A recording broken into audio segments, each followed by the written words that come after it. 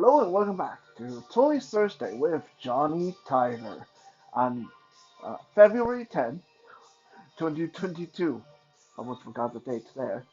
As promised, we are going to do another episode on featuring an action figure that can very well showcase and represent the year of the tiger. But of course, before we start, we have to take a look at the big tiger head statue. It's sit on my desk day in and day out, so every time I sit at the desk, it's there looking at me, keeping evil spirits away from my desk. Yeah, yeah. I mean, how many people have a tiger head on their desk, right? This is really cool. Um, I don't even remember rightly where I got this from. I actually think this was a gift I received from my younger brother uh, back when we were still talking to each other. Uh, so, anyway, sad story. We're not going to go into that. Let's talk about tigers. So, today, I'm going to show you guys another tiger action figure. This is an oldie. This action figure I'm going to show you guys today is 20 years old. And for those of you that grew up in the 80s and 90s and were into games, this is going to be a little bit of a nostalgic moment. So let's get to it, shall we? And here he is. Look at that. That is so cool. This is a tiger. It's a tiger in a suit of warrior armor. Right, right there, right there. This is what a cool action figure looks like. Like I said, this guy is 20 years old. He's made by a company that most people, including myself, have never heard of before. A company called Milo's Workshop. And this is a character straight out of a once upon a time very, very popular online multiplayer role-playing game on the computer called EverQuest. Yeah, for those of you who know World of Warcraft and StarCraft and Fortnite and well, Fortnite is more like a current generation thing, isn't it?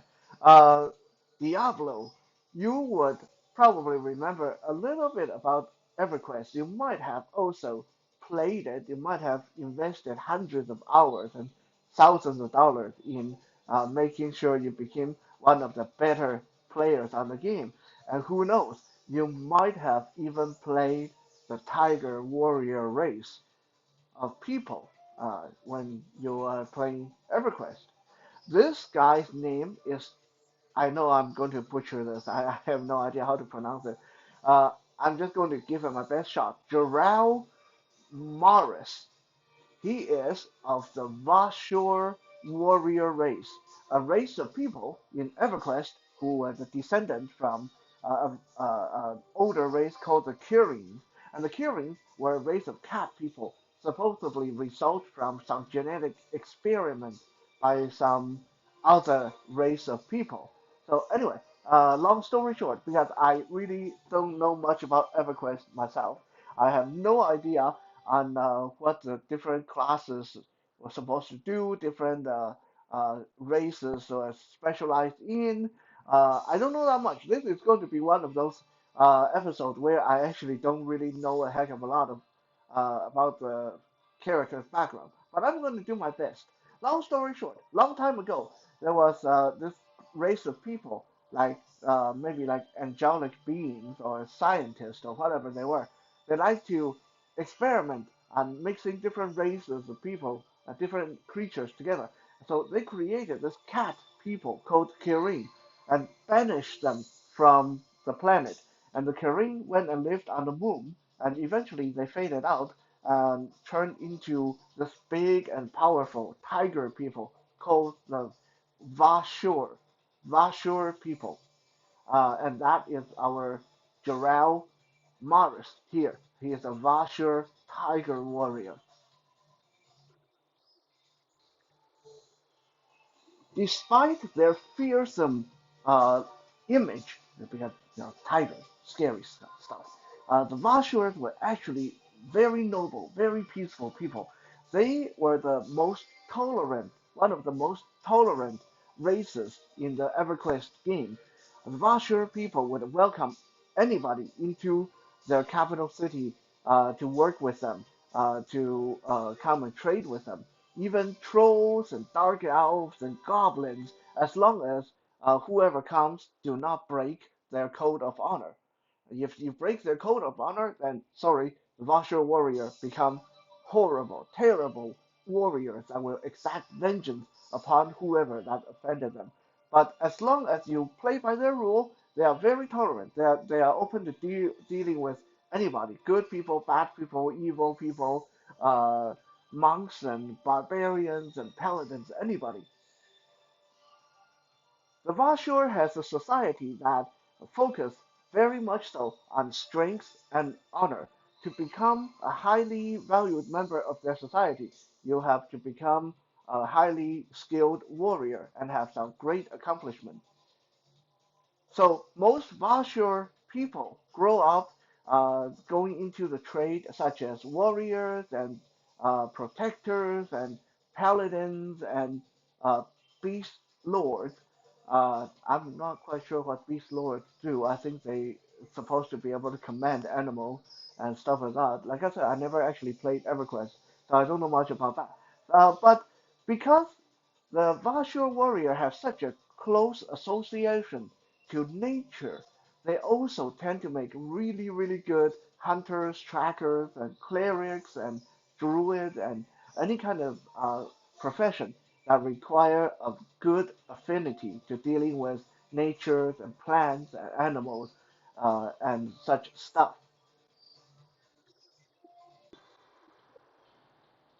Unlike tigers and many other big cats, Vah Shir warriors are very community minded. They are not loners. So it's very rare to see a Vasher acting on his own or her own. Most of the time, if you offend one, you offend the entire tribe, and they will come after you, every one of them together. Really scary, considering these are big tiger people that wear armor and use swords. For the most part, Vashers are very peaceful, however, and they are pagan. They do not follow any of the other racial religions in EverQuest. They have their own communication, their own connection to the spirits of nature. They're able to communicate with plants and animals and even elementals such as lightning and storms and other nature phenomenons. And that is pretty much as I know about the Vashur and uh, EverQuest and all that background information. Uh, because it's such an old game, an old character, an old action figure, I wasn't able to dig up a lot more information on it. And what information there are really only makes sense if you play the game, which I didn't. You have all kind of country names and planet names and different races and stuff like that. There are infightings and politics that honestly, if you like me didn't play the game and never really paid attention to it, you wouldn't really understand it, even if I stand here and recite them for the rest of the evening. Now, some people will say, well, okay, why did you buy an action figure when you didn't play the game and you didn't know the character? Why did you buy an action figure? Did you have just like too much money in your pocket or something? No. I mean, come on, just look at it. Look at him. I mean, this is a dude, a tiger dude, in a suit of armor. Right, that's all the reason I needed to want to get him. I'm Johnny Tiger. I have always been Johnny Tiger since I turned adult. So I always have an affinity for any tiger action figure to begin with. And I like swords, I like armor, I like warriors. Here is a tiger warrior. I mean, what more reason would I need? Like, you can come up to me and say, hey, there's a 7-inch action figure, 6-inch action figure that is like tiger. Okay, that's all you have to say. Warrior, tiger. And I don't need to know anything more. I'm going to go get it. Okay. So, yeah, that's why this was a no-brainer for me, even though I knew practically nothing about Djaruul Maras and the Vah Shir people in the beginning, and I still don't know a lot about them even now.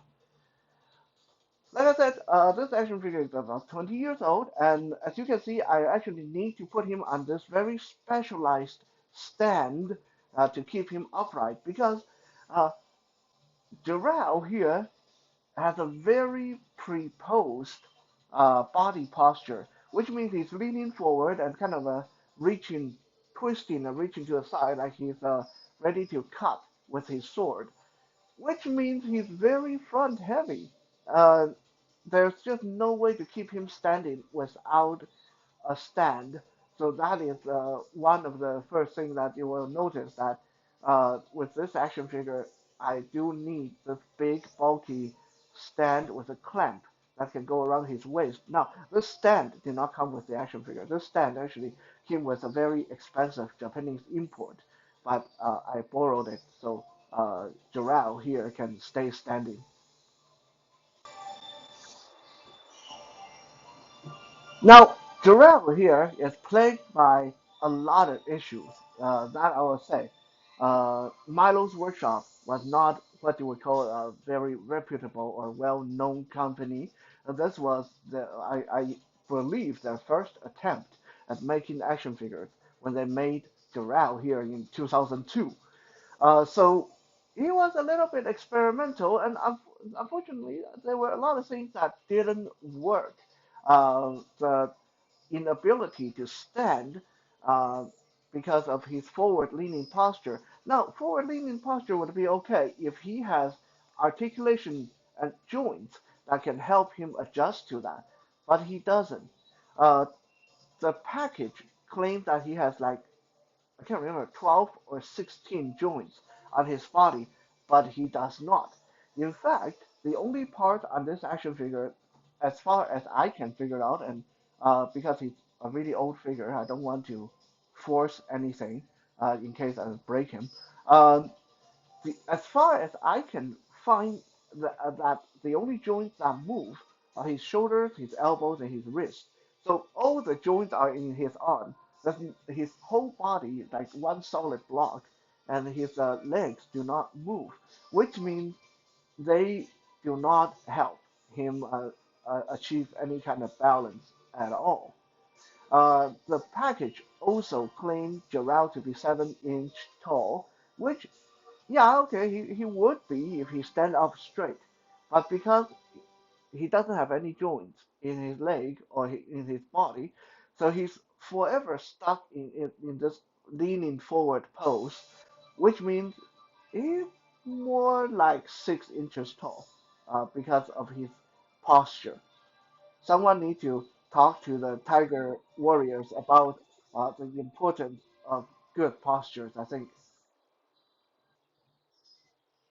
As you can see, that Jarrell here comes with his trusty uh, sword, which they called a scimitar, which, by the way, is a bit of a misnomer. I mean, I'm going to go into a little bit of a geeky thing here about weapon. Scimitar is not a kind of sword.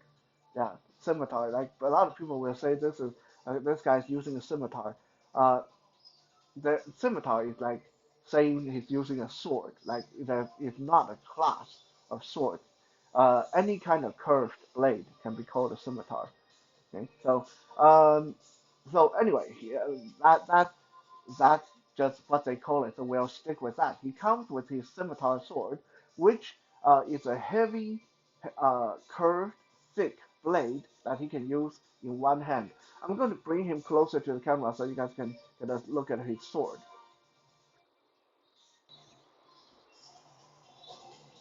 It's a single-edged sword and relatively thick. It doesn't really look like how most swords that can be described as scimitars look, but I guess it's close enough. I mean, it's a fantasy game, so whatever. Um, it doesn't really sit very tightly in his grip. He holds it in a very loose grip, which is okay. Uh, for the most part, he's able to hold onto it, but you have to watch when you pick him up, you don't tilt the figure too much because if you do, the sword will just slide out of his grip. That's something to watch for. Now, as I have shown in the beginning of the video, when we first brought Djaruul into the frame, he has a sheath on his left hip where you can also store the sword if you want him to be empty-handed.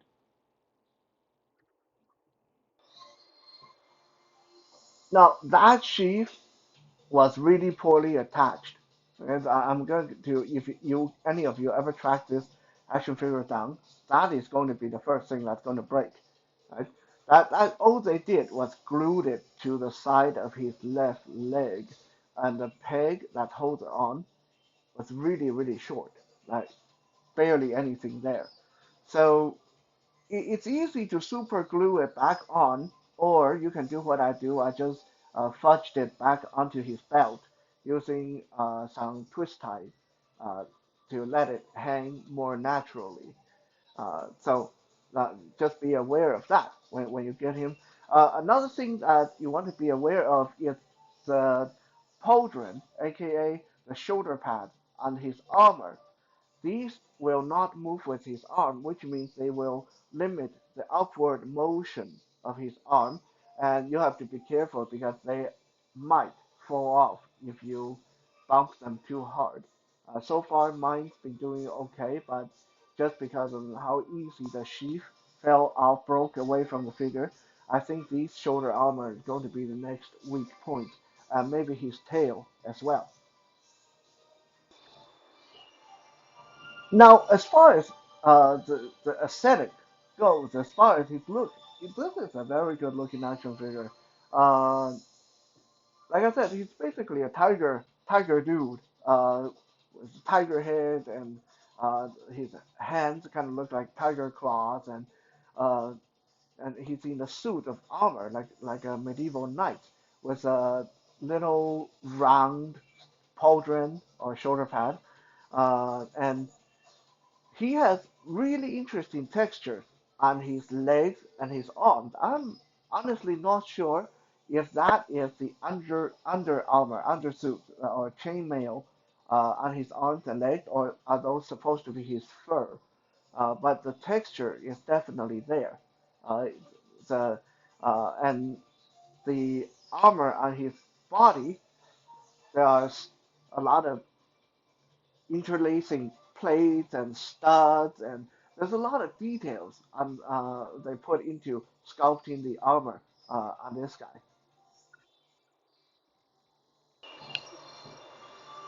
Especially when we look at him from the back, you can see those overlapping plates of armor just make his back look like a lobster actually. Like the way the armor just like overlaps each other is really well done. I really enjoy the sculpture on this character.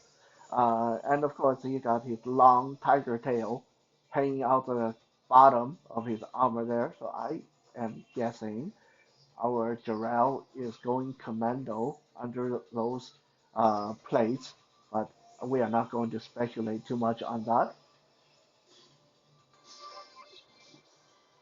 He does seem to be wearing some heavy boots on his feet, so that is a little bit a bit a shame actually. I mean, personally, I would have preferred that if he was barefoot. I think you have a tiger warrior that makes sense to expose those back claws, but this warrior has decided to wear some very sensible boots.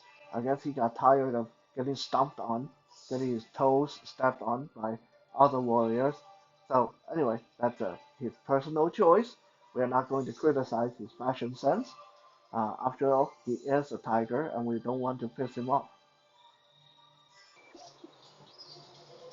Personally, I think one of the coolest part of this action figure, and it's such a small part too, is his whiskers.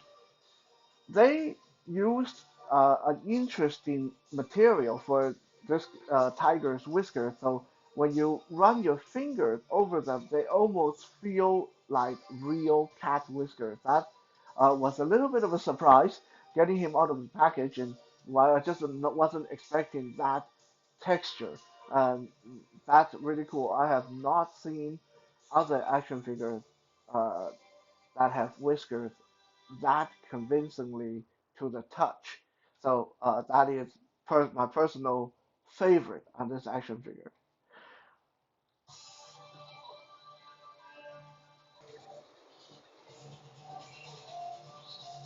So, like I mentioned, this figure had a lot of issues. Poor articulation, inability to stand, uh, sword sheath that just breaks off very easily. That's probably why he was the only EverQuest action figure I've gotten. After I got him, I didn't get any other characters from that company, from Milo's Workshop. With that said, again, I'm going to repeat this. This is a tiger dude in a suit of armor. So, just on that alone, I do not regret having our Vah Shir Warrior, Djaruul Maras, in my collection.